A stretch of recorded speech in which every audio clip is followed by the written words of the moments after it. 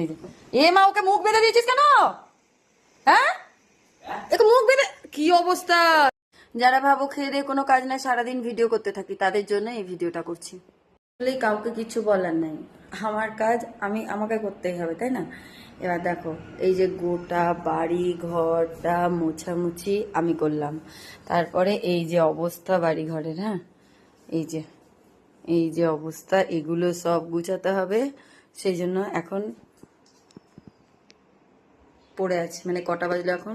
1:30 বাজে। রান্না বান্না বলতে সকালে একবার সিদ্ধ ভাত হয়েছে, হ্যাঁ। আর এই যে আর একজন, এই যে এ মা, ওকে মুখ বেঁধে দিয়েছিস কেন? হ্যাঁ, একে মুখ বেঁধে, কি অবস্থা, এটা কি করেছিস তুই? তার জন্য চোখ মুখ এইভাবে ঢেকে দিবি?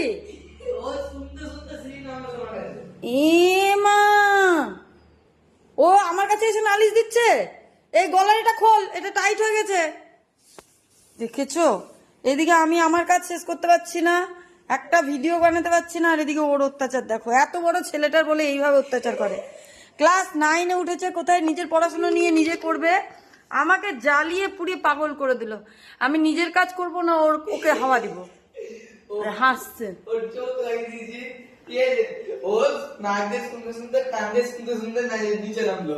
দিয়ে এই ঘরে আসছে। আমি বলছি কি ব্যাপার, তারপরে নিচের দিকে তাকিয়ে দেখছো নাক মুখ চোখ সব ঢাকা। দাদার কাছে যাবি না বাবা, আমার কাছে। আর আমার এদিকে এই যে আমি সব গুছাতে গিয়ে আমার জীবন বেরোবে এবার। ও